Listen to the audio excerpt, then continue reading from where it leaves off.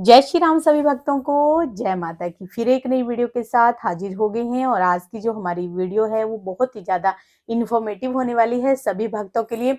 भगत चाहते हैं कि हम जो है गृहस्थ जीवन में कैसे हनुमान जी की सेवा करें।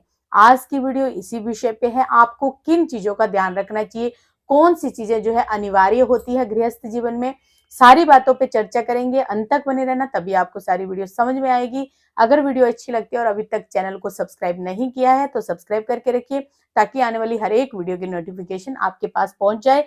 चलिए शुरू करते हैं आज की वीडियो। जय श्री राम जी। जय श्री राम, जय श्री बालाजी महाराज। क्योंकि मन में ये संदेह रहता है कि हनुमान जी बाल ब्रह्मचारी हैं। क्या हम अपने गृहस्थ जीवन में क्या हनुमान जी की पूजा कर सकते हैं? ऐसा सवाल दरबार में भी कई बार व्यक्तियों ने पूछा है और कई बार कमेंट करके और कई बार व्हाट्सएप के द्वारा भी पूछा गया है। क्या हनुमान जी क्या यह पाठ कर सकते हैं? क्या गृहस्थ जीवन व्यक्ति को गुरु जी सेवा क्या कर मैं सकते हैं। न्यू मैरिड कपल हूं, क्या मुझे ये पाठ करना चाहिए? तो ऐसा कहीं वेदों पुराणों में कहीं उल्लेखन नहीं है कि हनुमान जी की पूजा जो है गृहस्थ जीवन वाला नहीं कर सकता। गृहस्थ जीवन वाले को पूर्ण अधिकार है और जो हनुमान जी की पूजा करना चाहता है। कुछ ऐसे नियम जरूर हैं, लेकिन हनुमान जी बाल ब्रह्मचारी हैं। उस बाल ब्रह्मचारी के नाते उनके कुछ ऐसे नियम हैं, जैसे कि मासिक धर्म के दौरान स्त्री पूजा कर सकती है, लेकिन पुस्तकों और मूर्तियों को स्पर्श नहीं कर सकती। जिस दौरान क्या होता है कि थोड़ा सा एक शुद्धि का वो होता है। वैसे तो परमात्मा की कृपा जो आनी है वो ये चीज देखती नहीं, क्योंकि वो ना तो गरीब देखती है ना अमीर देखती है। वो सिर्फ आपके अंतर की उस आत्मा को देखती है जो निरंतर भगवान की भक्ति में डूबा रहता है। भगवान सिर्फ उन आत्मा को देखते हैं, आपकी सच्चे मन की। और जब वो सच्चे मन की आत्मा आपकी अपने आप ही भक्ति में लीन होकर प्रकट रूप में अपना प्रदर्शन करने लग जाती है, तो भगवान उस आत्मा से प्रसन्न हो जाते हैं और उस आत्मा को अधिकार देते हैं अपनी पूजा का। दूसरी बात, ग्रस्त जीवन में रहकर आप ऐसी कोई भी पूजा कर सकते हो हनुमान जी से जुड़ी हुई, जिसमें आपको किसी भी प्रकार की कोई घबराहट नहीं होनी चाहिए। हनुमान जी के बजरंग बाण का यह होता है, एक बजरंग बाण का पाठ हनुमान जी का ये है, क्योंकि वो एक बजरंग बाण है। उद्देश्य से हीन होकर उसको नहीं चलाना चाहिए। बार बार किसी को शपथ की दुहाई नहीं देनी चाहिए। लेकिन जब आपका उद्देश्य है, जब आपके घर में घोर संकट हो, घोर कष्ट हो, तकलीफ हो, परेशानी हो, तब आपको बजरंग बाण का पाठ जो है करना भी चाहिए। वो अनिवार्य हो जाता है, क्योंकि भगवान श्री कृष्ण ने स्वयं महाभारत के युद्ध में अर्जुन को कहा है कि हे अर्जुन, धर्म के खिलाफ अगर कष्ट आप सहन कर रहे हो तो आप निर्बल अपने आप को दिखा रहे हो, तो आप सबसे बड़े पापी हो। जब धर्म की हानि हो रही होती है तो निर्बलता नहीं दिखाई जाएगी। और जब कोई आपके परिवार के प्रति नोच रहा हो, आपकी इज्जत पे आन पड़े, तब आप कोई भी आपको परहेज नहीं करना चाहिए। बजरंग बाण के उस बाण को तरकस पे जरूर लेना चाहिए और जरूर धारण करना चाहिए। इस प्रकार का दिव्य पाठ करना चाहिए कि आपको किसी भी प्रकार की कोई परेशानी ना हो। ग्रस्त जीवन में रहकर ही एक कार्य किए जाते हैं। और हनुमान जी जो है एक ऐसे देवता है जिनकी पूजा ग्रस्त जीवन में होती है, क्योंकि हनुमान जी राम वैष्णव रूप है और वैष्णव रूप की पूजा ग्रस्त जीवन में तो होनी ही चाहिए। तो मेरा एक सवाल हो रहा है जो अक्सर लोग पूछते हैं कि हम क्या ब्रह्मचारी रहना अनिवार्य होता है हनुमान जी की पूजा जब हम करते हैं? ऐसा होता है कि ब्रह्मचारी हनुमान जी हैं, आप नहीं। आपने अगर ग्रस्त जीवन में विवाह किया है तो उसमें ब्रह्मचारी उद्देश्यपूर्ण रह जाता है।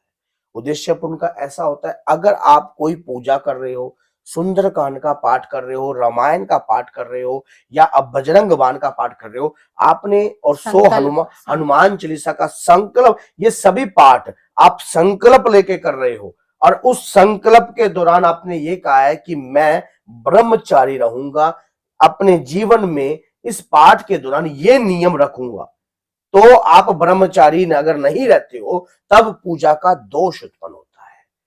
और तब भी बाबा आपको किसी भी प्रकार का अपराधी नहीं मानते हैं, क्योंकि आप ग्रस्त जीवन में हो। लेकिन अगर आप बाल ब्रह्मचारी रहकर आप उसके बाद उस बाल ब्रह्मचारी को तोड़ रहे हो, तो उसके दौरान क्या होता है, बाल ब्रह्मचारी का पहले मतलब ही समझ लो। बाल ब्रह्मचारी का मतलब ये नहीं है कि आप अपने पत्नी के साथ जो है मान लो क्रिया युक्त नहीं हो, लेकिन पूरे समाज के साथ अपनी आंखों को आपने इस प्रकार से देखना है कि सभी के प्रति सम्मान दृष्टि हो। वो ब्रह्मचारी का नियम है। मानो सभी स्त्रियों के प्रति आपको एक समान दृष्टि होनी चाहिए। आपको किसी भी प्रकार की गाली, निंदा और किसी की चुगली, ये चीजों का त्याग करना चाहिए साधना के और दौरान। एक सवाल और है कि हमें खाने पीने में कौन सी चीजों का परहेज करना चाहिए और कौन सी चीजों में नियम जब रखना आप चाहिए? हनुमान जी की भक्ति करते हो तो उस दौरान क्या होता है कि आपको मांस और मदिरा वगैरह, अंडे का और इस प्रकार से मदिरा का, इस नॉन चीज वेज का से। त्याग करना चाहिए। प्याज और लहसुन जो है उसमें क्या होता है, प्याज लहसुन की ऊपर मैंने पूरी डिटेल में एक वीडियो बनाई है, आप देख लेना। 10 लाख के करीब वो वीडियो गई हुई है। लेकिन प्याज लहसुन से हमारे शरीर के विकार उत्पन्न होते हैं। ये हमारी पूजा में तामसिकता को बढ़ावा देते हैं। जब तामसिकता शरीर में उभरती है तो पूजा में लगन नहीं लगती, भगवान के प्रति ध्यान नहीं लगता। आप कभी भी देख लेना, आप 3-4 दिन प्याज को छोड़ के देखिए, 1 हफ्ता छोड़ के देखिए, 15 दिन, 11 दिन छोड़ के देखिए। जब आप प्याज के नजदीक जाओगे या कहीं पे प्याज बन रहा होगा या प्याज को आप कच्चे को खा लोगे तो आपके मुंह से ऐसी स्मेल उत्पन्न होगी, जो स्मेल जो है बहुत ही भयानक होगी। ऐसे ही लहसुन का ही होगा। प्याज लहसुन की उत्पत्ति जो है दैत्य के कारण हुई है। दैत्य के ब्लड में जब अमृत मिलने से इसकी उत्पत्ति हुई है। आयुर्वेदिक के हिसाब से जो ये है बहुत ही शरीर के लिए लाभदायक होता है। लेकिन आप इसका रूटीन में अगर इसका मानो आप सेवन परहेज करते करते हो या परहेज करना चाहिए हनुमान जी के पूजा भगत को पूजा के दौरान। जब आप साधना सिद्धि की में बैठे हो, कोई बजरंग बाण का टारगेट के लिए पाठ लेकर बैठे हो, सुंदरकांड का पाठ लेकर बैठे हो, तो आपको परहेज करके चलना चाहिए। और इस दौरान क्या होता है, अब कुछ ऐसे भी है, क्या भोग लगाना भी अनिवार्य होता है। देखिए, खाने का कोई भूखा नहीं होता। भगवान कभी खाने के लिए नहीं, आपके भाव के भूखे हैं वो। आपकी भक्ति जो देखकर प्रभु प्रसन्न होते हैं। आप जिस भक्ति से अपने इष्ट की आराधना करते हो, जिस भक्ति से आप उन्हें बुलाते हो, उसी भक्ति से वो प्रसन्न होकर आपके पास आते हैं। और मेरा एक सवाल है जो अक्सर मेरे से पूछा गया है कि सूतक और पातक के दौरान क्या हम जब साधना करते हैं तो उसमें हमें कैसे नियम रखना चाहिए या नहीं रखना चाहिए, वो भी बोल।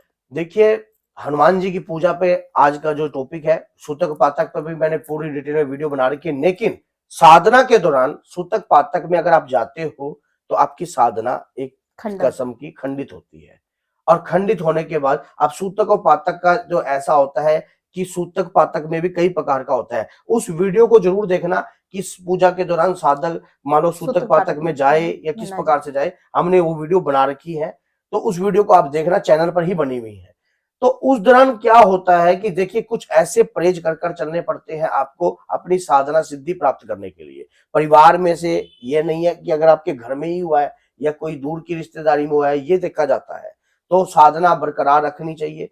हनुमान जी की कृपा आपके ऊपर अवश्य ही बसेगी, क्योंकि साधना करने वाला जो भी व्यक्ति, पूजा पाठ करने वाला व्यक्ति होता है हनुमान जी का, उसको क्या है, हमेशा अपने अंदर दूसरों के प्रति सराहना होनी चाहिए, दूसरों के प्रति ये होना चाहिए, दया होनी चाहिए, सहानुभूति होनी चाहिए। और ये समझना चाहिए कि जैसा मैं हूं ऐसा ही ये है, क्योंकि बाबा के प्यारे सभी हैं।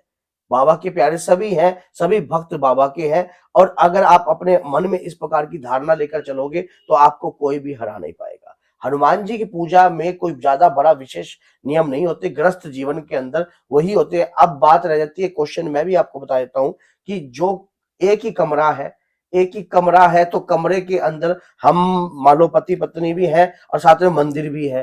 तो ऐसे में आपको एक लाल रंग का पर्दा जो है लगा देना चाहिए मंदिर के अंदर। अब मान लो उस पार्टीशन को अलग कर देना चाहिए। एक साल में कोई तार लगाकर लाल रंग का पर्दा लगा दिए। पूजा जब की जाती है मंदिर में तो शांति प्रिय माहौल में की जाती है, उसमें अशांति नहीं होनी चाहिए। तो आपका चाहे एक कमरा है चाहे आधा कमरा है, इस बात का मायने नहीं रखता। आप हनुमान जी के भगत हो, ये सबसे बड़ी बात। तो मेरा एक सवाल और है कि गृहस्थ जीवन में अगर हम साधना करने की सोचते हैं, क्या हमें जमीन पर सोना चाहिए?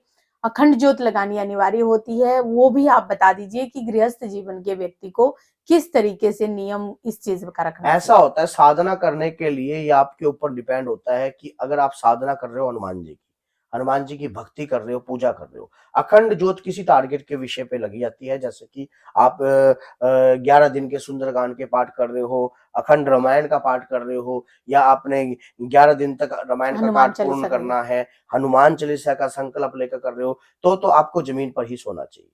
तब तो आपको जमीन पर सोना चाहिए, बाल ब्रह्मचारी रहना चाहिए, बाहर की चीजों का परहेज करना चाहिए, लहसुन, मांस, मदिरा, इन चीजों का जो सेवन जो है आपको कभी नहीं करना चाहिए। और सबसे बड़ी बात ये होती है कि मोबाइल का भी आपको प्रयोग अधिक से ज्यादा नहीं करना चाहिए, क्योंकि कई बार कुछ ऐसा दृश्य आ जाता है जो मानसिकता को बदलता है। तो ऐसी चीजों को देखना ही नहीं चाहिए अपनी इन आंखों से, क्योंकि आंखें तो नंगी हैं।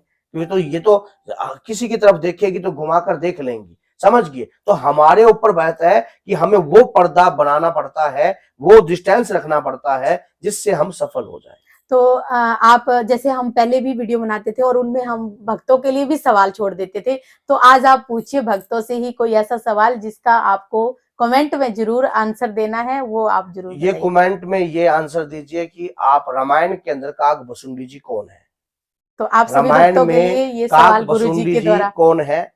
और ये सिर्फ आंसर आप जो है कमेंट कमेंट में में दीजिए। जरूर देना। जय सीताराम, जय श्री बालाजी।